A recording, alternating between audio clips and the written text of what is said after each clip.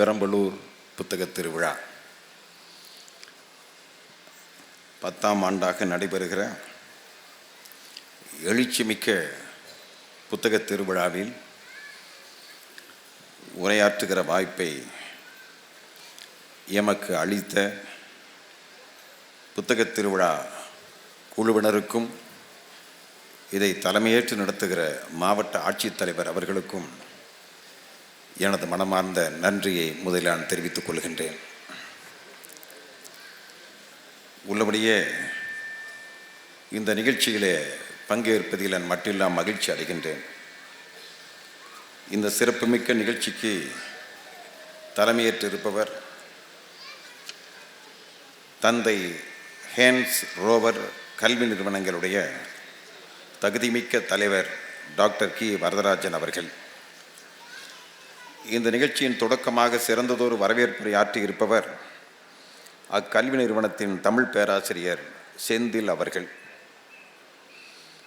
எனக்கு முன்பு சிறப்பானதொரு உரை நிகழ்த்தி விடைபெற்று மேடையிலே அமர்ந்திருக்கின்ற அன்பு தம்பி தமிழ் பேச்சு எங்கள் மூச்சு என்ற சிறந்த பேச்சுக்கலையை உச்சமாக திகழ்கிற அதில் வெற்றி வாகை சூடியிருக்கிற அன்பு தம்பி கார்த்திக் ராஜா,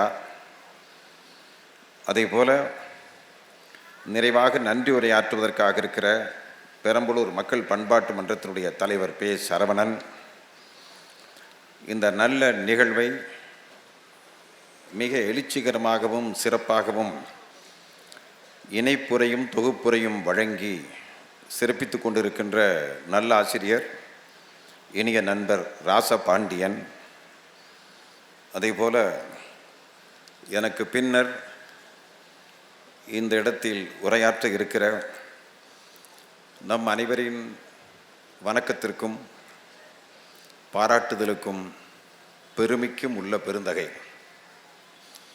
பேராசிரியர் ராமச்சந்திரன் அவர்கள். தமிழ் கூறும் நல்லுலகில் ஏறத்தாழ கடந்த அரை நூற்றாண்டு காலமாக தமிழ் மொழியின் வளர்ச்சிக்கு ஒரு ஆங்கில பேராசிரியராக விளங்கி சிறப்பு சேர்த்து கொண்டிருக்கின்ற பேராசிரியர்.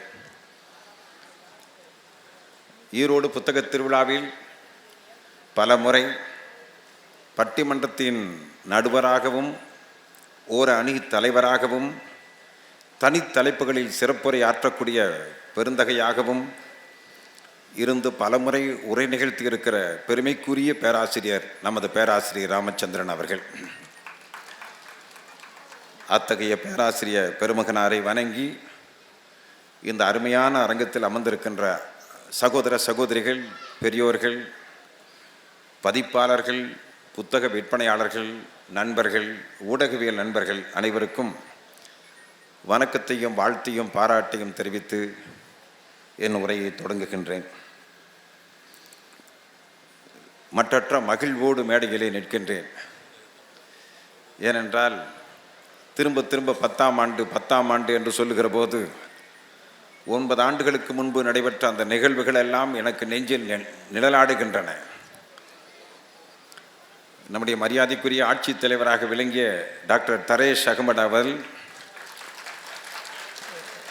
10 ஆண்டுகளுக்கு முன்பு ஒரு துடிப்புமிக்க இளைஞராகத்தான் இருந்தார். அவர் தமிழ் பேசுவதிலே ஒன்றும் அவருக்கு புலமை இல்லை. ஆனால் ஒரு ஆர்வத்தோடும் அக்கறையோடும் சமூக உணர்வோடும் இத்தகைய புத்தகத் திருவிழாவை கடந்த 3 ஆண்டுகளாகத்தான் அரசு ஆணை பிறப்பித்து நடத்த சொல்லியிருக்கிறது. அதற்கெல்லாம் முன்பாகவே திடீரென்று எனக்கு தொலைபேசியிலே தொடர்பு கொண்ட அந்த நினைவு தான் எனக்கு வந்தது. அவர் டாக்டர் தரேஷ் அகமது பேசுகிறேன் என்று அவர் சொல்லவில்லை. பெரம்பலூர் மாவட்ட ஆட்சித்தலைவர் தரேஷ் அகமது பேசுகிறேன் என்றும் அவர் சொல்லவில்லை. அப்படி சொல்லியிருந்தால் எனக்கு புரிந்திருக்கும். நான் பெரம்பலூரிலிருந்து தரேஷ் அகமது பேசுகிறேன் என்று தான் அவர் சொன்னார். எனக்கு அப்போதும் விளங்கவில்லை. ஏனென்றால் அப்போது ஏன் விளங்கவில்லை என்றால் பெரம்பலூரின் ஆட்சித்தலைவர் பெயர் எனக்கு தெரியாது. அதற்கு பிறகு திரும்ப திரும்ப கேட்ட பிறகுதான் நிர்பந்தத்தின் காரணமாக தான் ஆட்சித்தலைவர் என்பதை தொலைபேசியிலே தெரிவித்தார். தெரிவித்த பிறகு, ஐயா ஆட்சித்தலைவர் பேசுகிறீர்கள், இப்படி ஆட்சித்தலைவர்கள் பேசினால் உதவியாளர் முதலிலே பேசிவிட்டு ஆட்சித்தலைவர் உங்களோடு பேச விரும்புகிறார் என்று சொல்லிவிட்டல்லவா தொலைபேசியிலே சொல்வார்கள். நீங்கள் நேரடியாகவே தரேஸ் அகமது பேசுகிறேன் என்று சொன்னால் எனக்கு எப்படி புரியும் என்று அவரிடத்தில் கேட்டேன். இல்லை இல்லை, ஒரு முக்கியமான உதவி செய்ய வேண்டும் என்று சொன்னார். அவர் சொன்னது இன்றும் எனக்கு நினைவில் இருக்கிறது. ஏனென்றால் 10 ஆண்டுகள் உருண்டோடி விட்டன. இங்கே சிறந்ததொரு புத்தக திருவிழாவை பெரம்பலூரில் நடத்த வேண்டும், அதற்கு உங்கள் மக்கள் சிந்தனை பேரவையே இங்கு வந்து நடத்த வேண்டும், அதற்கு நான் அத்தனை உதவியும் செய்கின்றேன் என்று அவர் கூறினார். இல்லை, மக்கள் சிந்தனை பேரவையை பொறுத்தளவிலே ஈரோட்டை தவிர வேறு எங்கும் நடத்துவதற்கான வாய்ப்பில்லை என்று சொன்ன பிறகு நீங்கள் வந்து ஓரிரு நாட்கள் இங்கு இருந்து எங்கள் அதிகாரிகளை எல்லாம் சந்தித்து ஈரோடு புத்தக திருவிழா அனுபவங்களை பகிர்ந்து கொண்டு பெரம்பலூரில் எத்தகைய முறையிலே நடத்தலாம் என்பதற்கான முறையில் ஆலோசனைகளை வழங்கினால் சிறப்பாக இருக்கும் என்று சொன்னார். அப்படியானால் எத்தனை முறை அழைத்தாலும் அதற்காக நான் வருகிறேன் என்று சொல்லி நான் வந்ததும், அதற்கு பிறகு ஆலோசனை கூட்டத்தில் பங்கேற்றதும், அதற்கு பிறகு முதலாண்டு புத்தக திருவிழாவுக்கு நான் வந்ததும், அதற்கு பிறகு வந்தபோதெல்லாம் வேறு வேறு இடங்களுக்கு என்னை அழைத்து சென்று அவர் பேச வைத்ததும், அதற்கு பிறகு பிரம்மாண்டமான ஈரோடு புத்தக திருவிழாவில் 10,000 பேர் அமர்ந்திருந்த அந்த கூட்டத்திலே டாக்டர் தரேஸ் அகமது அவர்களுக்கு ஒரு பெரும் பாராட்டு நிகழ்வை ஈரோடு புத்தக திருவிழாவிலே நடத்தியதும், அந்த பாராட்டு நிகழ்வுக்கு பெரம்பலூர் இருந்து பலர் வந்து பங்கேற்றதும் என்னால் மறக்க முடியவில்லை. ஆகவே அருமையான ஒரு நிகழ்வு ஒரு 10வது ஆண்டு நடக்கிற போது அதில் எனக்கு இன்னொரு மகிழ்ச்சியான ஒரு நிகழ்ச்சி என்னவென்றால், நம்முடைய மாவட்ட ஆட்சித்தலைவர் மிருணாளினி அவர்கள் இங்கு வந்து அமர்ந்திருக்கிறார். எவ்வளவு மகிழ்ச்சியாக இருக்கிறது. இந்திய சுதந்திரம் கிடைத்த 75 ஆண்டுகளுக்கு பிறகு மாவட்ட ஆட்சித்தலைவராக இப்போது ஒரு பெண் வந்து அமர்ந்து, அதிலும் இளம் பெண் வந்து அமர்ந்து, நம் வீட்டு சகோதரி நம்முடைய வீட்டு மகள் வந்து ஆட்சித்தலைவராக அமர்ந்தால் எவ்வளவு மகிழ்வாக இருக்கிறது. பாரதி கண்ட புதுமை பெண்கள் அல்லவா இவர்கள். 8 மறிவெனில் ஆணுக்கு எங்கே பெண் இளைப்பிள்ளை கான் என்று கும்மியடி, ஏட்டையும் பெண்கள் தொடுவது தேமை என்று எண்ணி இருந்தவர் மாய்ந்து விட்டார், வீட்டுக்குள்ளே பெண்ணை பூட்டி வைப்போம் என்ற விந்தை மனிதரும் தலைக விழுந்தார் என்று ஆனந்த கூத்தாடினானே அந்த மகாகவி பாரதி. அவன் உயிரோடு இருந்திருந்தால் இந்த மாவட்ட ஆட்சித்தலைவர் எல்லாம் பார்த்து எவ்வளவு பூரிப்படைந்திருப்பார். கொஞ்சம் கொஞ்சமாக அந்த மகாகவியினுடைய கனவு நனவாகி கொண்டு வருவதை பார்த்து மற்றற்ற மகிழ்வடைகின்றோம். எல்லா துறைகளிலும் இது தொடர வேண்டும், எல்லா மட்டங்களிலும் இது மலர வேண்டும். ஆகவே மற்றற்ற மகிழ்வாக இந்த 10ஆம் ஆண்டு புத்தக திருவிழா நடைபெற்றுக் கொண்டிருப்பது, குறிப்பாக நம்முடைய மாவட்ட ஆட்சித்தலைவர் அவர்கள் தலைமையில். நான் இந்த அருமையான நிகழ்விலே பங்கேற்பதில் மகிழ்வடைகிறேன் என்று சொன்னதற்கு இன்னொரு காரணம், நான் உள்ளே ஒரு சுற்றி வருகிற போது காண கிடைக்காத மிக அற்புதமான புத்தகங்கள் இப்போது வந்திருக்கின்றன. இது நாள் வரை கிடைக்கப்பெறாத புத்தகங்கள் எல்லாம் இப்போது சந்தைக்கு வந்திருக்கிறது. ஆகவே அரிதினும் அரிதான அந்த வாய்ப்பை நீங்கள் முழுமையாக பயன்படுத்திக் கொள்ள வேண்டும். வரம் கொடுக்கும் தேவதைகள் வந்தபோது தூங்கினேன், வந்தபோது தூங்கிவிட்டு வாழ்க்கையெல்லாம் ஏங்கினேன். கரம் கொடுக்கும் வாய்ப்புகளை கைகழுவி வீசினேன், கைகழுவி வீசிவிட்டு காலமெல்லாம் பேசினேன் என்றான் கவிஞர் மு. மேத்தா. ஒரு காலத்தில் இந்த புத்தகங்கள் எல்லாம் எங்கு போய் வாங்குவது? நல்ல புத்தகங்களை, தரமான புத்தகங்களை, மிகச்சிறந்த புத்தகங்களை, அரிதினும் அரிதான நூல்களை வாங்க வேண்டும் என்றால் நீங்கள் சென்னைக்குத்தான் செல்ல வேண்டும். வேறு ஊர்களில் கூட அது கிடைக்காது. அரிதினும் அரிதான நூல்கள் கிடைக்கின்ற இடம் சென்னை தான். அதிலும் ஜனவரி மாதம் நடக்கிற புத்தக திருவிழாவுக்காக காத்திருக்க வேண்டும். ஆனால் இப்போது புத்தகங்கள் படையெடுத்து நம் ஊரை நோக்கி வந்திருக்கின்றன.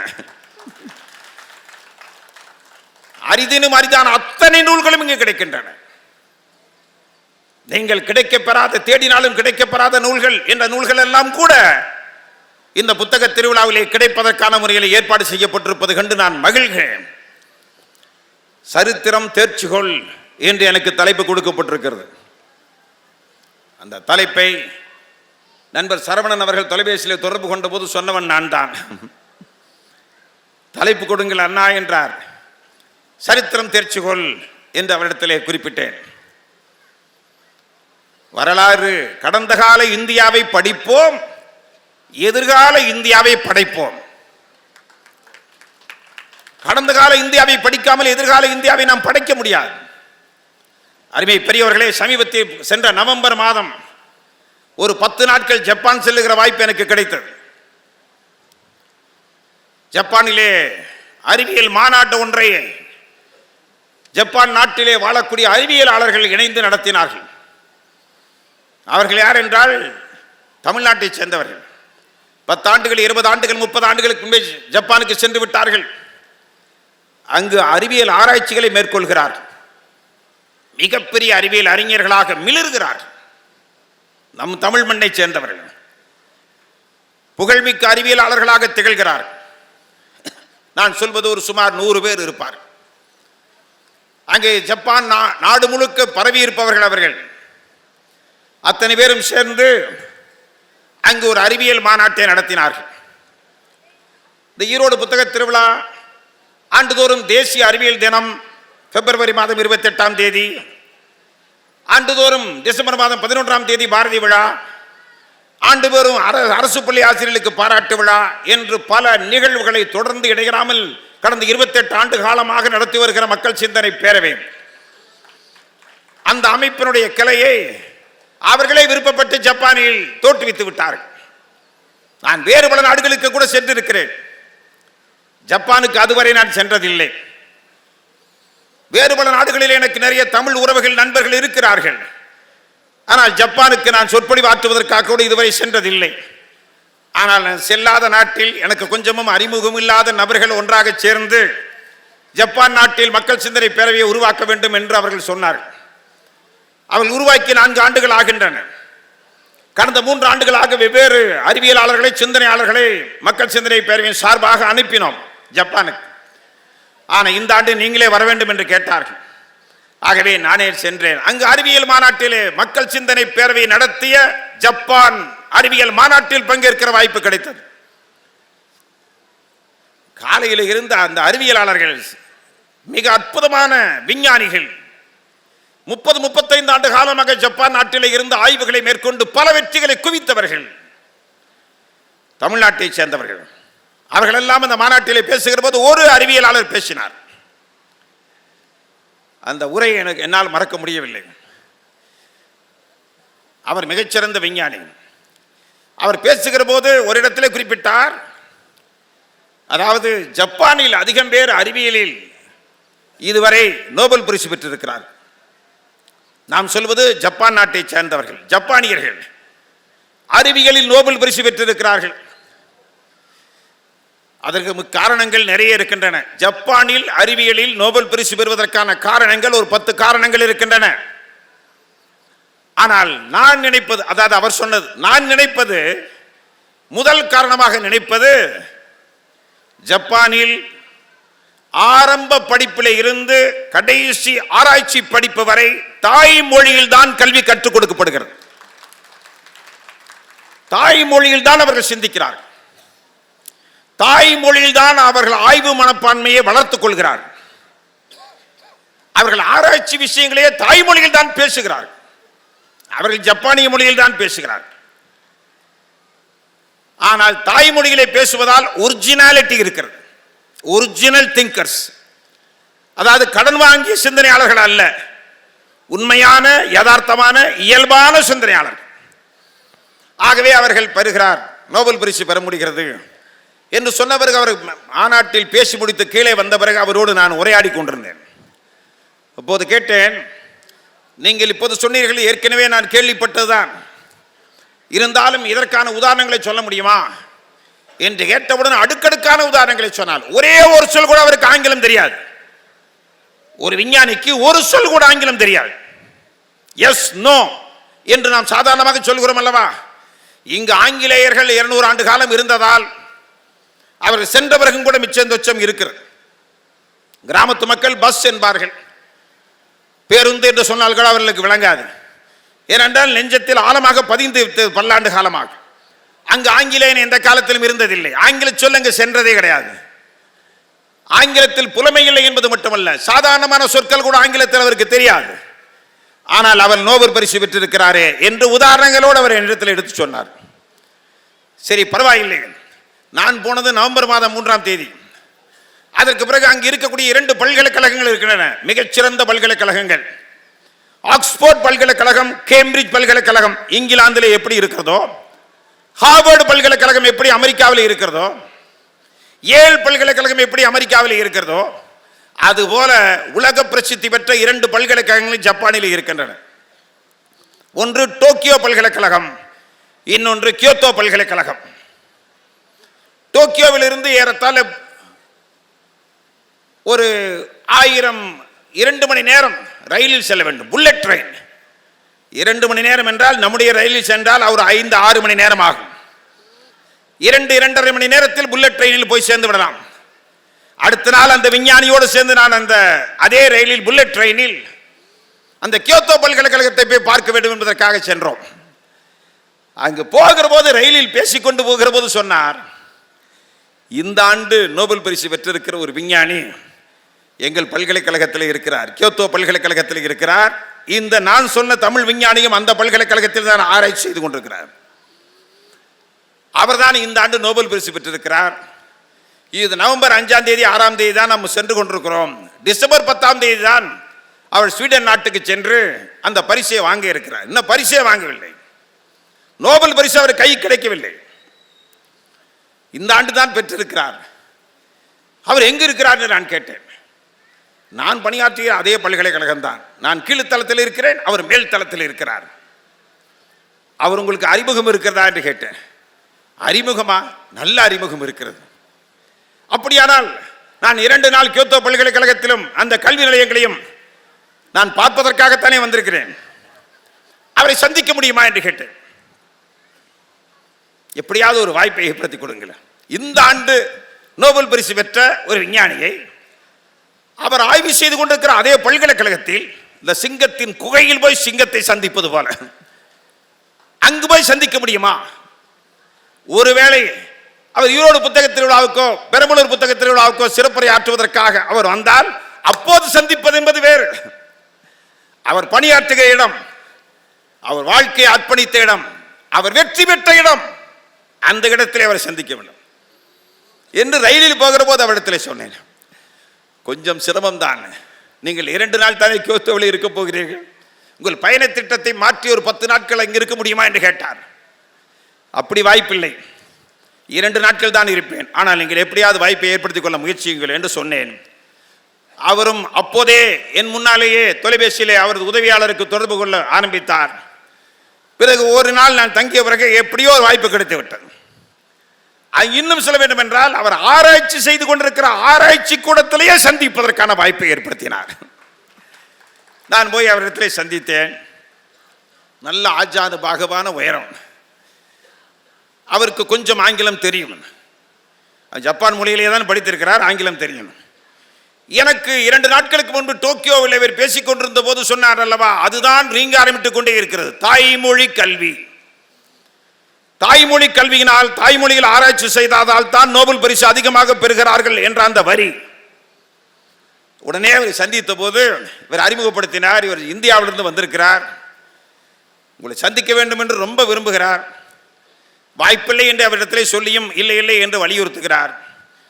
இவர் ஒரு அமைப்பின் பொறுப்பாளராக இருக்கிறார், ஆகவே இதை சென்று இந்த விஷயத்தை அந்த நாட்டு மக்களுக்கு எடுத்து சொல்லுகிற வாய்ப்பாக வேண்டும் என்று சொல்கிறார் என்றெல்லாம் என்னிடத்துக்கு எனக்கு முன்னாலேயே சொன்னார். சொன்ன பிறகு நான் கேட்ட ஒரே கேள்வி, ஐயா இந்த மாதிரி தாய்மொழியில் நீங்கள் படிப்பதால் தான் நோபல் பரிசு பெறுவதற்கான வாய்ப்பு அதிகமாக ஏற்படுகிறது என்று நண்பர் ஒரு மாநாட்டிலே பேசினார், இதை பற்றி நீங்கள் என்ன சொல்கிறீர்கள் என்று கேட்டேன். ஆங்கிலத்தில் தான் கேட்டேன். அவர் புரிந்து கொண்டார். புரிந்து கொண்டு ஆங்கிலத்தில் பதில் மெதுவாக நிதானமாக பதில் சொன்னார். என்ன சொன்னார் என்றால், அது உண்மைதான், ஆனால் அது மட்டும் உண்மை அல்ல, இதைத்தான் சரித்திர தேர்ச்சிகோல் என்ற தலைப்பு எனக்கு வழங்கி இருக்கிறீர்கள் அல்லவா, அந்த தலைப்புக்கான முறையிலே நான் உங்களுக்கு சொல்ல விரும்புகிறேன், அது மட்டும் உண்மை அல்ல. நான் ஆச்சரியப்பட்டு விட்டேன். அது உண்மைதான், அதாவது தாய்மொழியிலே நாங்கள் படிப்பதால் எல்லாவற்றையும் எளிதாக புரிந்து கொள்ள முடிகிறது, நாங்கள் சுயமாக சிந்திக்க முடிகிறது, எங்கள் சிந்தனையை வளர்க்க முடிகிறது. இன்னொன்றை இந்த நேரத்திலே சொல்லிவிடுகிறேன், உலகத்தில் எந்தெந்த புத்தகங்கள், அரிய புத்தகங்கள் என்னென்ன மொழியிலே வந்தாலும் சரி, அது போலந்து நாட்டிலே இருக்கிற போலிஷ் மொழியிலே வந்தாலும் சரி, சீன மொழியிலே வந்தாலும் சரி, ரஷ்ய மொழியிலே வந்தாலும் சரி, ஜெர்மன் மொழியிலே வந்தாலும் சரி, எந்த நாட்டு மொழியில் உலகத்தின் தலை சிறந்த அறிவியல் நூல்களோ, அறம் சார்ந்த நூல்களோ, இலக்கிய நூல்களோ, அல்லது சமுதாயவியல் நூல்களோ, மானுடவியல் நூல்களோ, உலகத்தின் எந்த மூலையிலே ஒரு 5000 பேர் மட்டும் ஜனத்தொகை இருக்கக்கூடிய, மக்கள் தொகை இருக்கக்கூடிய ஒரு மொழி, அந்த மொழியில ஒரு சிறந்த நூல் வந்திருக்கிறது சொன்னால், அந்த நூலையும் உடனடியாக ஜப்பான் நாட்டில் ஜப்பானிய மொழியிலே மொழிபெயர்த்து விடுகிறார். இதோட நீங்க இணைத்து பார்க்கவில்லை என்றால், ஏன்னா வெறும் ஜப்பானி இருக்கின்ற இயற்கையான மூளை உள்ளே இருந்து உதிக்கவில்லை. உலகத்தின் அத்தனை அறிவையும் தமதுடமை ஆக்கிக் கொள்கிறார்கள். அவர்கள் மொழிகளை உடனே மொழிபெயர்க்கிறார்கள். இது நேற்று நடக்கிற விஷயம் அல்ல, முந்தா நாள் வந்த அரசாங்கம் எடுத்த முடிவல்ல. காலகாலமாக அப்படி செய்கிறார்கள். எங்கள் மொழி வளர வேண்டும் என்றால், உலகத்தில் எந்தெந்த மொழியில் அறிவு செல்வம் இருக்கிறதோ அத்தனையும் என் மொழியில் இருந்தால் தான் என் மொழி வளரும். அப்பதான நம்ம நாட்டு இளைஞன், ஆஹா, என் மொழியிலேயே இந்த புத்தகங்கள் இருக்கின்றன. அறிவியல் புத்தகமா என் மொழியில் இருக்கிறது. ஆல்பர்ட் ஐன்ஸ்டீன் கண்டுபிடித்த அரிய கண்டுபிடிப்பா அது ஜப்பான் மொழியிலே இருக்கிறது. பிறகு ஆங்கிலத்தில் நான் ஏன் படிக்க வேண்டும்? இது மாதிரி சிஸ்டம் அங்கு இருக்கிற காரணத்தால் தான் அவர்கள் தாய்மொழியில் மட்டும் தெரிந்தால் வெற்றி பெற முடிகிறது. இதை ஒரு பக்கம் விடுங்கள். எனக்கு கிடைத்த சில நிமிடங்கள், அந்த நேரத்தில் அது ஆய்வுக்கூடத்தில் அவர் சொன்னார், கடந்த 10 நாட்களாக யாரையும் சந்திக்க, வெளிநாட்டு அதிபர்களை சந்திக்கிறார், வெளிநாட்டு தூதுவர்களை சந்திக்கிறார். இனிமேல் சந்திப்பு என்பது விருது வாங்கிய பிறகுதான், விருது வாங்குவதற்கு யாரையும் சந்திப்பதில்லை என்ற நிலை இருந்து அரிதான வாய்ப்பு எனக்கு கிடைத்தது. நேரத்தை வீணாக்க கூடாது என்பதற்காக அந்த கேள்வியை கேட்டபோது அவர் கடைசியை சொன்னார், சொந்த மொழியில் சிந்திப்பது அதனால் வளர்ச்சி என்பது உண்மைதான். ஆனால் இன்னொரு உண்மை இருக்கிறது. ஜப்பான் நாட்டு மக்களுடைய ரத்தத்திலேயே 2 அம்சங்கள் ஊறி கிடக்கிறது. ஒன்று பிலாசபி, இன்னொன்று ஹிஸ்டரி என்றார். நான் படித்த அறிவியலால் நான் நோபல் பரிசு வாங்கவில்லை. இந்த அறிவியலை மட்டும் தனித்து படிப்பது, சயின்ஸ் அந்த வட்டம் போட்டுக் கொள்வது, அதை மட்டும் பதிப்பது, அதை மட்டும் மேலும் படிப்பது, அதை மட்டும் தேர்ச்சி பெறுவது, அதில் தேர்ச்சி பெறுவது, அதில் உயர் தேர்ச்சி பெறுவது என்பது மாதிரி நாங்கள் கவனம் செலுத்துவதில்லை. ஜப்பான் நாட்டு மக்களுக்கு ரத்தத்தில் ஊறி இருப்பது பிலாசபி, தத்துவம். தத்துவத்தை படிப்பதிலே ஜப்பானியர்கள் வல்லுநர்கள். எல்லோரும் தத்துவம் படிப்போம். நீ மேக்ஸ் படிக்கிறியா? BSc maths, MSc maths.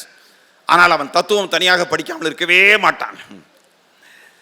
அவன் மெடிசன் படிக்கிறானா, ஒரு பெரிய மருத்துவக் கல்லூரி மாணவரா, மருத்துவக் கல்லூரி மாணவராக இருந்தாலும் அவன் தனியான முறையிலே தத்துவத்தில் தேர்ச்சி வராமல் இருக்க மாட்டான்.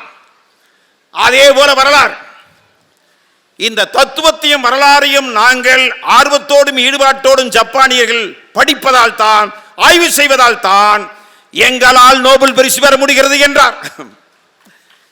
நான் கேட்கிறேன், நீ என்ன வேண்டாலும் படி, ஆனா தத்துவத்தையும் வரலாறையும் மட்டும் படிக்காமல் இருந்து விடாதே. நீ என்ன படித்தாலும் உனக்கு உதவி செய்ய வேண்டியது ஒரு சமுதாய கண்ணோட்டம் எப்படி உங்களுக்கு கிடைக்கும்? ஒரு பெரிய பேச்சாளர் பேசுகிறார் என்றால் நன்றாக பேசலாம், கைதட்டல் பெறலாம், அழகாக பேசலாம், அடுக்குமொழியில் பேசலாம். ஆனால் அந்த பஞ்சு மிட்டாய் மாதிரி கிடைச்ச அப்படியே ஒட்டி விட்டால் ஒன்றுமில்லை என்றால் என்ன அர்த்தம்? ஆகவே அதுக்கு ஒரு சமுதாய கண்ணோட்டம் வேண்டும் அல்லவா? அவருக்கு ஒரு தனியான தத்துவ பார்வை வேண்டும் அல்லவா? ஒரு வரலாற்றுக்கு கூட சயின்டிபிக் அவுட்லுக், அறிவியல் பார்வை வரலாறுக்கு கூட வேண்டும் அல்லவா? வரலாறுக்கு கூட அறிவியல் பார்வை வேண்டும். அறிவியல் பார்வையோடு தான் வரலாறு பார்க்கப்பட வேண்டும். வரலாறு புராணங்களிலே இருந்து பார்க்கப்படக்கூடாது. வரலாறு அறிவியலிலே இருந்து ஆய்வு செய்யப்பட வேண்டும். நீங்க அறிவியல்னா சயின்ஸ் லேபில் இருக்கிறதா அறிவியலா? டெஸ்ட் டியூப் மூலம் ஆராய்ச்சி பண்றதா அறிவியலா? கிடையாது. ஒரு சமுதாயத்திலே ஒரு நிகழ்வு நடக்கிறது என்றால் அது அறிவியல் கண்ணோட்டத்தோடு பார்க்கிற பார்வை இருக்கிறது, அது சயின்டிபிக் அவுட்லுக். அருமை பெரியோர்களே, இந்த பெரம்பலூர் புத்தக திருவிழாவிலே அமர்ந்திருக்கிற இந்த பெரியோர்களுக்கு ஒரு கருத்தை பதிவு செய்ய வேண்டும். தி கான்ஸ்டிடியூஷன் ஆஃப் இந்தியா, இந்திய அரசியலமைப்பு சட்டம் 1947 ஆகஸ்ட் 15 சுதந்திரம். 1950 ஜனவரி 26 குடியரசு. அந்த குடியரசு நாள் என்பதை எதை வைத்து கொண்டாடுகிறோம்? ஜனவரி 26 குடியரசு நாள் என்பது நாம் நிர்ணயித்த தேதி. அது வெள்ளையன் நிர்ணயித்த தேதி அல்ல. ஆகஸ்ட் 15 வெள்ளையன் நிர்ணயித்த தேதி. நாம் ஜனவரி 26 தேர்வு செய்ததற்கு ஒரு காரணம், வரலாற்று காரணம் இருக்கிறது. என்ன காரணம் என்றால் 1930 47 வரை அந்த 17 ஆண்டுகள் காங்கிரஸ் கட்சியினுடைய அகில இந்திய மாநாட்டில் 1930களில் எடுக்கப்பட்ட முடிவு ஒவ்வொரு ஆண்டும் ஜனவரி மாதம் 26ஆம் தேதி ஸ்வராஜ்ய தினம் என்று கொண்டாடப்பட வேண்டும். சுதந்திரத்திற்கு முன்பே சுதந்திர தினம் கொண்டாடப்பட வேண்டும். அப்படி கொண்டாடினால் மிட்டாய் கொடுத்து சந்தோஷமாக கொண்டாட முடியுமா? கொண்டாடினால் குண்டாந்தடி. அப்படி சுதந்திர தினம் கொண்டாடினால் குண்டுக்கு பலியாக வேண்டும். அப்படி இருந்த ஒரு காலம், இருண்ட காலம். அதை எதிர்த்து தேசபக்தர்கள் என்ன செய்தார்கள்? ஜனவரி 26ஆம் தேதி ஜவஹர்லால் நேரு தலைமையிலே கூடிய அந்த மாநாடு, அதிலே முடிவெடுத்தார்கள். அந்த 17 ஆண்டு காலம் ஆயிரக்கணக்கான பேர் அந்த தேதியிலே செத்து மடிந்திருக்கிறார். ஜனவரி 26ஆம் தேதி என்று செத்து மடிந்திருக்கிறார்கள் ஆயிரக்கணக்கான பேர். அதை சொல்வதற்கு எனக்கு நேரம் இல்லை. ஏனென்றால் அதை துணிச்சலாக கொண்டாடுவார்கள், குண்டடிபட்டு சாவார்கள். வந்தே மாதரம், ஜெய் ஹிந்த், இன்குலாப் ஜிந்தாபாத் முழக்கங்களை முழங்கியவாறு கொண்டாடுவார்கள். குண்டடிபட்டு செத்து மடிவார்கள் நடுரோட்டில். அந்த தேதியை தான் வரலாற்று உணர்ச்சியோடு நம்முடைய தலைவர்கள் விடுதலை கிடைத்த பிறகு அந்த நாளை கான்ஸ்டிடியூஷன் ஆஃப் இந்தியா, இந்திய அரசியலமைப்பு சட்டம் பிரகடனப்படுத்தப்பட்ட நாள். அதான் குடியரசு தினம். அந்த தேதிக்கு பிரகடனப்படுத்தியவர் நம் தலைவர்கள். ஆகவே நான் இதை குறிப்பிடுவது, அந்த குடியரசு தினத்தன்று பிரகடனப்படுத்த கான்ஸ்டிடியூஷன் ஆஃப் இந்தியா என்று சொல்லக்கூடிய அந்த அரசியலமைப்பு சட்டத்தில் 2 முக்கிய அம்சங்கள் வரையறுக்கப்பட்டிருக்கின்றன. ஒன்று குடிமக்களுடைய உரிமைகள், இன்னொன்று குடிமக்களுடைய கடமைகள். டியூட்டிஸ் ஆஃப் சிட்டிசன், அதாவது டியூட்டிஸ் ஒன்று, இன்னொன்று உரிமைகள், ரைட்ஸ் அண்ட் டியூட்டிஸ். உரிமைகளும் கடமைகளும் வரையறுக்கப்பட்டிருக்கின்றன. அதில் ஒரு கடமை என்னவென்றால், வரிசையா இருக்கிற போது 8வது கடமை, சயின்டிபிக் டெம்பர். நாடு பூராவிலும் அறிவியல் சிந்தனையை வளர்ப்பது ஒவ்வொரு குடிமகனின் கடமை. இது சொன்னது வேற ஏதோ வேத புத்தகத்தில் அல்ல, இந்திய தேசத்தின் வேத புத்தகமாக இருக்கிற constitution of India. Scientific temper, மனிதர்களிடத்திலே அறிவியல் கண்ணோட்டத்தை, சிந்தனை கண்ணோட்டத்தோடு நீங்கள் அணுக வேண்டும் என்பதை அரசியலமைப்பு சட்டம் சொல்லி இருக்கிறது. அப்படியானால் அப்படி ஒரு வரலாறு இருக்கிறது அல்லவா? நான் இந்த அருமையான இடத்திலே ரொம்ப மகிழ்ச்சியாக இந்த இடத்திலே பேசுவதற்கு காரணம், சரித்திரம் தேர்ச்சிகொள் தலைப்பு கொடுத்திருக்கிறீர்களே. அவன் தான் ஜப்பானிய விஞ்ஞானி சொன்னார், சரித்திரம் இல்லையே எங்கள் சாகசம் வெற்றி அடையாது, அறிவியல் வெற்றி அடையாது என்று சொன்னார் அல்லவா? எல்லா இடங்களுக்குமே சரித்திரங்கள் உண்டு. எல்லா ஊர்களுக்கும், எல்லா பகுதிகளுக்கும் தனித்தனி சரித்திரம் உண்டு. நான் நினைக்கிறேன், எண்ணி பார்க்கிறேன், நம்முடைய இந்த இடத்திலே பெரம்பலூர் மாவட்ட வரலாறு என்ற ஒரு புத்தகத்தை பின்னிடம் வழங்கினார்கள். இப்போ நான் கூட்டத்துக்கு மேடையில் ஏறுவதற்கு முன்பு பெரம்பலூர் மாவட்ட வரலாறு, இது போன்று ஒவ்வொரு மாவட்ட வரலாறும் அறிவியல் பூர்வமாகவும் வரலாற்று ஆதாரங்களை கொண்டும் எந்த இடத்திலும் என்னுடைய ஊர், என்னுடைய சாதி, என்னுடைய மதம், என்னுடைய பகுதி என்றெல்லாம் இல்லாமல் வளைக்காமலும் நெளிக்காமலும் உயர்த்தாமலும் மிகைப்படுத்தாமலும் வரலாறு சொல்லப்பட வேண்டும். வரலாறு வரலாறாகத்தான் இருக்க வேண்டும். வரலாறு பகுதிக்கு தகுந்த மாதிரி வளையக்கூடாது, சாதிக்கு தகுந்த மாதிரி வளையக்கூடாது. எந்த ஒரு வரலாற்று நாயகர்களையும் சாதி சிமிழுக்குள் அடக்கக்கூடாது. விடுதலை போராட்ட மாபெரும் தலைவர்கள், வீரர்கள் அத்தனை பேரும் அந்த காலத்திலே அவருடைய பேருக்கு பின்னாலே சாதிகள் இருந்தன. ஆனால் அவர் நெஞ்சுக்குள் சாதி இல்லை. பெயருக்கு பின்னாலே சாதி இருந்த காலம் ஒன்று உண்டு. ஆனால் இப்போது தங்க தமிழ்நாட்டில் பெயருக்கு பின்னாலே எவருக்கும் சாதி என்ற பெயர் பட்ட பெயர் கிடையாது. இது தமிழ்நாட்டின் தனித்தன்மைகளில் ஒன்று. தமிழ்நாட்டு வரலாற்றில் தவிர்க்க முடியாத ஒரு பகுதி இது. அப்படியே பரிணாம வளர்ச்சி பெற்றுக் கொண்டிருக்கிறது தமிழகம். அறிவியல் பார்வையோடு வரலாற்று சிந்தனையை பார்த்துக் கொண்டிருக்கிறது தமிழகம். ஆனால் அப்பேற்பட்ட தலைவர்களை அவர் இறந்து 20 ஆண்டுகள் 30 ஆண்டுகள் 50 ஆண்டுகள் 100 ஆண்டுகள் ஆன பிறகு அவர் ஏதாவது ஒரு சாதியிலே தானே பிறக்க முடியும். ஒரு சாதியிலே பிறந்திருப்பார், அல்லது பிறந்த பிறகு என்ன சாதி என்று அவர் தந்தையார் சொல்லி இருப்பார், ஊரார் சொல்லி இருப்பார்கள். அந்த ஒரே ஒரு குற்றத்திற்காக அவர் பிறந்த 100 ஆண்டுகளுக்கு பிறகு தன் சாதி பெருமையை வெளிப்படுத்துவதற்கான முறையிலே அந்த தங்க தலைவர்களின் அவர்களை சாதிச்சவர்களுக்குள் அடக்கலாமா? அடக்க முடியாது. ஆனால் இந்த பெரம்பலூர் மாவட்ட வரலாறு, அவரிடத்திலே நான் வெளியே வர பேசிக் கொண்டிருந்தேன். ஜெயபால் ரத்னம் எழுதியவர் பெயர். அவர் சென்ற முறை நான் வந்து பேசுகிற போது கீழே இறங்கி நான் விடைபெற்ற போது ஒரு புத்தகத்தை என் கையிலே கொடுத்தார். ஐயா, இப்போதான் மேடையில் உவேஷா பற்றி பேசிட்டு கீழே இறங்கியிருக்கேன், இறங்கினோன்னு இந்த புத்தகத்தை கொடுத்தீர்களே, நான் ஏறுகிற போது கொடுத்துருக்கலாமே என்று போன முறை கேட்டேன். மறவாமல் இந்த முறை நான் மேடை ஏறுவதற்கு முன்பே இன்னொரு புத்தகத்தை கொண்டு வந்து கொடுத்தார். நான் இந்த அருமையான இடத்துல ஒன்றை சொல்கிறேன். 560 பக்கங்கள் கொண்ட பெரும் புத்தகம் அந்த புத்தகம். ஏறத்தாழ ஒரு 5 ஆண்டுகள் 6 ஆண்டுகள் அதற்கு மேல் அவர் கன்னிமாரா நூலகத்தில் இருந்து தமிழ்நாட்டின் ஆவண காப்பகங்கள் எங்கெங்கு இருக்கின்றனவோ அங்கெல்லாம் சென்று பெரம்பலூருடைய தனிச்சிறப்பென்ன, இந்த வரலாறு என்ன என்பதை அறிந்து வந்து ஆவணப்படுத்தி இருக்கிறார். அவர் இந்த புத்தக திருவிழாவிலே, அதுவும் சரித்திர தேர்ச்சிகோள், நான் வந்து இந்த இடத்துல கீழே நான் மேடை ஏறுவதற்கு முன்பு புத்தகம் கொடுத்தார். அதை அப்படியே திறந்தேன். எண்ணுரை, முன்னுரை என்பது மற்றவர்கள் எழுதுவது, எண்ணுரை என்பது அவரே நூலாசிரியரே எழுதுவது, இந்த நூலை பற்றி நூலாசிரியர் எழுதுவது. அதில் எடுத்த முதல் சொற்றொடரே சரித்திர தேர்ச்சிகோள் என்றுதான் தொடங்கி இருக்கிறது. எனக்கு கொடுத்த தலைப்புக்கும் நீங்கள் கொடுத்த புத்தகத்திற்கும் எவ்வளவு பொருத்தம் என்று பாருங்கள். சரித்திர தேர்ச்சிகோள் என்று மகாகவி பாரதி கட்டளையிட்டான். மகாகவி பாரதியுடைய அந்த தாரக மந்திரத்தை நெஞ்சிலே ஏற்றி பெரம்பலூர் சரித்திரத்தை நான் ஆய்வு செய்ய தொடங்கினேன் என்று முதல் பேராகிராஃபில் எழுதியிருக்கிறார் அவர். இந்த தலைப்பே கூட, என் தலைப்பே, நான் தலைப்பை கொடுத்து 10-20 நாள் ஆகிவிட்டது. அது அச்சுக்கு வந்து 10 நாள் ஆகிவிட்டது. நான் மேடைக்கு வருகிறோம், இந்த தலைப்பை வேறொருவர் அந்த நூலிலே போட்டிருக்கிறார் என்றால், இந்த இடத்திலே ஒன்று சொல்கிறேன். 1940ஆம் ஆண்டு,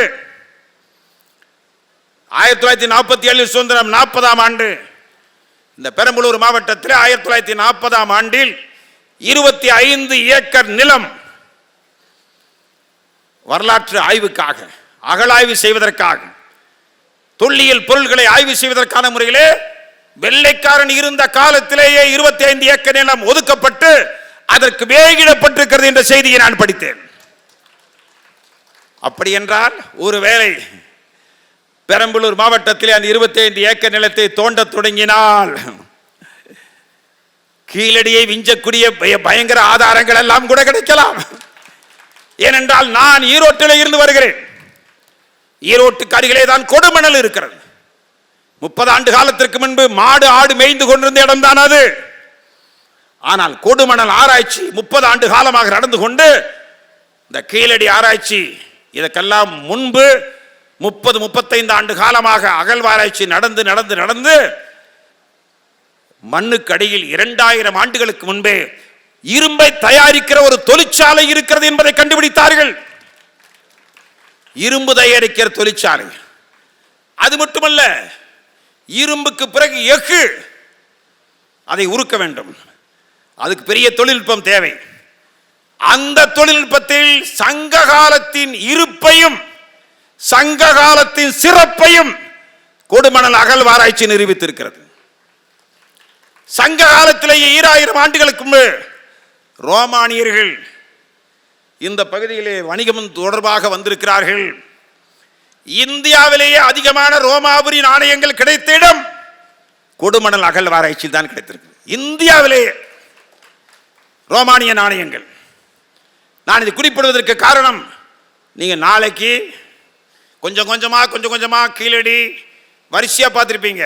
சிவகலை, இந்த சிவகலையில் வெட்டப்பட்ட பிறகுதான் தமிழ்நாட்டின் இரும்பின் தொன்மை 5400 ஆண்டுகளுக்கு முன்பு இரும்பின் பயன்பாடு தமிழ்நாட்டில் இருந்திருக்கிறது என்பதை அசைக்க முடியாத ஆதாரங்களோடு கண்டுபிடிக்கப்பட்ட இடம் சிவகலை.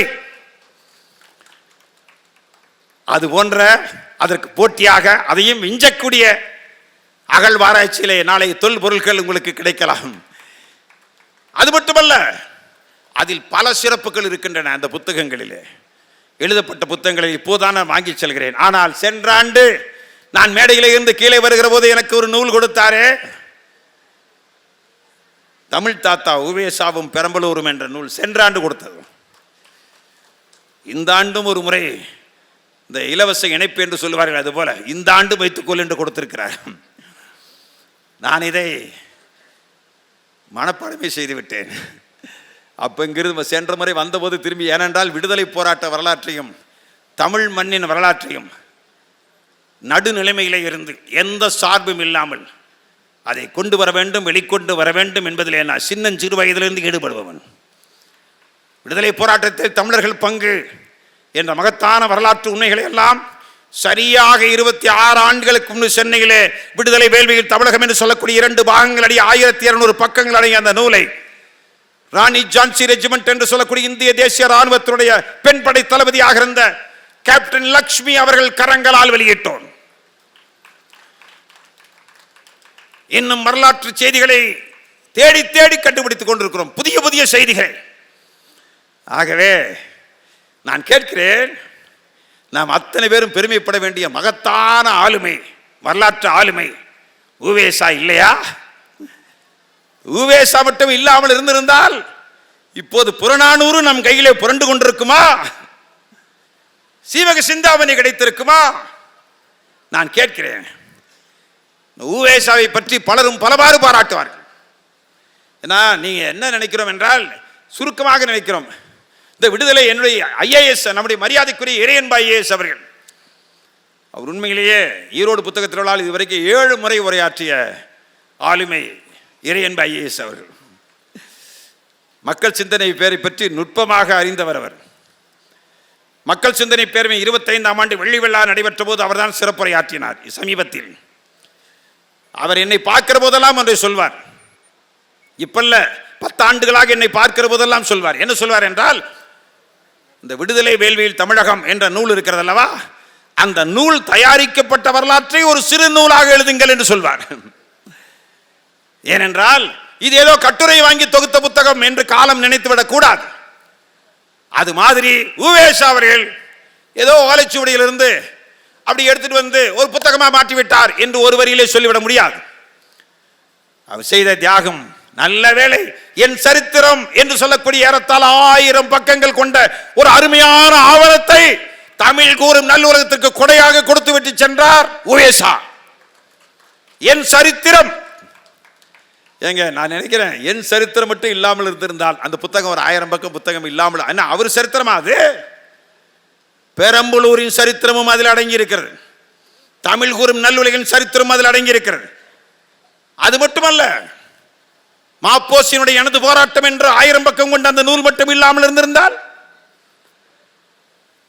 நம்முடைய மரியாதைக்குரிய நேத்து சுந்தர விடைவேல் அவரது 3 பாகங்கள் கொண்ட நினைவு அலைகள் என்ற அவரது வாழ்க்கை வரலாற்று நூல் இல்லாமல் இருந்திருந்தால், திருவிக்காவினுடைய வாழ்க்கை குறிப்புகள் என்று சொல்லக்கூடிய தன் வரலாற்று நூல் இல்லாமல் இருந்திருந்தால், நான் இதை சொல்வதற்கு என்ன காரணம் என்றால், உவேசா அந்த பெரிய புத்தகத்தில் எழுதிவிட்டார்.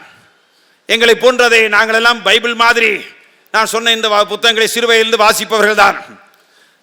ஆனால் அப்படி வாசித்தாலும் பெரம்பலூர் பகுதியில் தான் இந்த குன்னம் வருகிறது என்றெல்லாம் தெரியாது.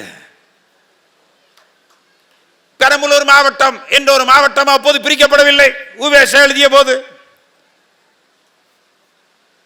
பெரம்பலூர் என்ற சொல் எப்படி வரும்? அதில் வராது. அப்படியானால் அந்த புத்தகத்திலிருந்து அதையெல்லாம் சரியாக எடுத்து ஒரு தனி புத்தகமாக பெரம்பலூருக்கும் உவேசாவுக்கும் உள்ள உறவு. நான் சொல்கிறேன் அருமை பெரியோர்களே, நாம் அத்தனை பேரும் இந்த புத்தகத்தை நாம் வாசிக்க வேண்டும். ஏன்னா 11 வயசுல இந்த பகுதிக்கு வந்திருக்கிறார். அதுக்கு முன்ன எங்க இருந்திருக்கிறார்? அரியலூர் மாவட்டத்தில் இருந்திருக்கிறார். அங்கு என்ன செய்தார்? அங்கு ஒரு பெரிய ஜமீன், அந்த ஜமீனிலே ஒரு கலைஞராக இருந்திருக்கிறார், வேலை செய்திருக்கிறார். அந்த ஒரு ஜமீனே திவாலாகி விட்டது. ஆச்சரியம் தானே? ஒரு ஜமீனே திவால். ஆகவே அவருக்கு வேலை போயிற்று. உவேசானுடைய தந்தையாருக்கு வேலை போயிற்று. அவர் தந்தையார் வெளியே வருகிறார். அப்போது அவருக்கு வயது 11. என்ன செய்வதென்று தெரியவில்லை, வாழ வழியில்லை. ஒரு 10 ஏக்கர் நிலம் அவருக்கு கொடுத்திருந்தார்கள் ஜமீனில். ஜமீனே ஒளிந்த பிறகு அந்த 10 ஏக்கர் எங்கே? அதுவும் ஒளிந்து போய்விட்டது. வெறும் கை காலோடு வெளியே வருகிறார். அப்போதான் சிதம்பரம் பிள்ளை என்று சொல்லக்கூடிய ஒரு நண்பர், அவர் இந்த பெரம்பலூர் மாவட்டம் குன்னம் பகுதியில் இருந்தவர். அந்த நல்ல மனிதரை இந்த நேரத்தில் சிதம்பரம், நம்முடைய மாபெரும் வ.உ.சி. சிதம்பரனாரை நினைப்பது போல் அவரை நினைத்து பார்க்க வேண்டும் அல்லவா? இந்த மண்ணை சேர்ந்தவர் அவர்தான். கவலைப்படாதீர்கள், நீங்கள் எங்கள் ஊருக்கு இப்படியெல்லாம் நல்ல மனிதர்கள் அந்த காலத்தில் இருந்திருக்கிறோம், எங்கள் ஊருக்கு அழைத்து செல்கிறோம் என்று குன்னத்திற்கு அழைத்து வந்தது பெரிதல்ல. அழைத்து வந்தவர்கள் அந்த ஊர் மக்கள் அத்தனை பேரும் அவர்களை வரவேற்று இருக்கிறார். 11 வயது பாலகனாக உள்ளே நுழைகிறார் உவேசா. அவர் தந்தையார் வந்தபோது அவரை வரவேற்றார்கள். வரவேற்று ஒரு வீடு கொடுத்தார்கள். வீடு கொடுத்தது மட்டுமல்ல, அந்த குன்னம் என்று சொல்லக்கூடிய ஊரிலே இருக்கிற 12 பிரமுகர்கள் சேர்ந்து ஒரு ஒப்பந்தம் நிறைவேற்றுகிறார். 12 கொஞ்சம் வசதியுள்ள பிரமுகர்கள். என்ன செய்வது? 5 ரூபாய் மாதம், 5 ரூபாய் தொகை இவருக்கு வழங்குவது. 12 பேரும் மாற்றி மாற்றி வழங்குறது. இந்த மாதம் இவர் கொடுத்துட்டாருன்னா அடுத்த மாதம் இன்னொருத்தர் அந்த ஊரை சேர்ந்தவர். இப்படி ஒரு ஒப்பந்தம் போட்டு அந்த ஒப்பந்தத்தை கொண்டு போய் நம்முடைய உவேசாவுடைய தந்தையார்கிட்ட கொடுத்து, ஐயா நீங்கள் கவலைப்பட வேண்டாம். அவர் ஒன்றும் கேட்கவில்லை. அவர் என்ன என்று கேட்கிறார். ஐயா உங்களுக்கு மாதந்தோறும் நாங்கள் கொடுக்கிறோம் என்று வாயில் சொல்கிறோம் அல்லவா, அதை நீங்கள் ஏற்றுக்கொள்ள வேண்டாம், இதை எழுத்துப்பூர்வமான ஒப்பந்தத்தை கொடுக்கிறோம் என்று அந்த அறிக்கையை கையிலே கொடுத்து, அதற்கு பிறகு அந்த 5 ரூபாயை தவறாமல் கொடுத்து வந்தார்கள். அந்த 12 பேர், சில பேர் வெளியூர் போய்விட்டார்கள். அவர்கள் வெளியூர் போனாலும் நாங்கள் வெளியூர் போய்விட்டோம் என்ற காரணத்தை சொல்லாமல் மாதந்தோறும் சரியாக 5 ரூபாய் பணம் வருவதற்கான ஏற்பாட்டை செய்து போனார்கள். எப்பேற்பட்ட ஊர் அந்த ஊர்! அந்த நல்ல மனிதர்களை இப்போது நாம் நினைத்து பார்க்க வேண்டாமா? அவருக்கு சாப்பாடு கொடுத்தது மட்டுமல்ல, கௌரவத்தை கொடுத்தார்கள்.